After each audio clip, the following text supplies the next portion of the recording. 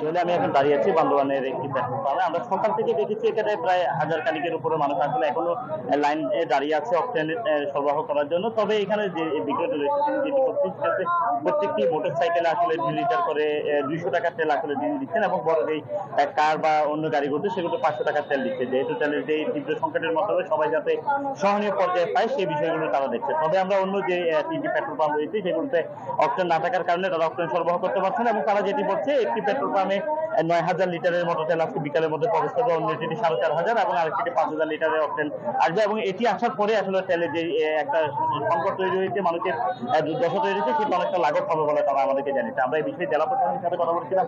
জেলা প্রশাসন যেটি বলছে প্রত্যেকটি পেট্রোল পাম্পে আসলে তেল সরবরাহ করার জন্য তারা বিভিন্ন রকমের আইনিভাবে মোবাইল কোড পরিচালনা করছে, কেউ যাতে অতিরিক্ত দামে বিক্রি করতে না পারে। অন্যদিকে কৃষকরা আসলে বিপাকে পড়েছে অক্টেন না থাকার কারণে। সেই সমস্ত কৃষকদেরকে আসলে অক্টেন সরবরাহ করা হচ্ছে বোতলে করে আসলে সেই তেলগুলো দেওয়ার জন্য একটা অনুমোদন পার্টির মাধ্যমে দেওয়া আছে।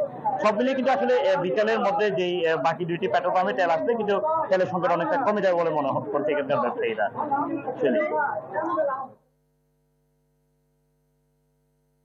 ইয়াসিন, ধন্যবাদ আপনাকে।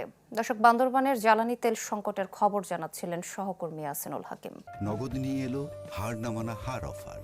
সর্বনিম্ন 10,000 টাকা রেমিটেন্স নগদে পাঠালে থাকছে স্বর্ণের হার জেতার সুযোগ।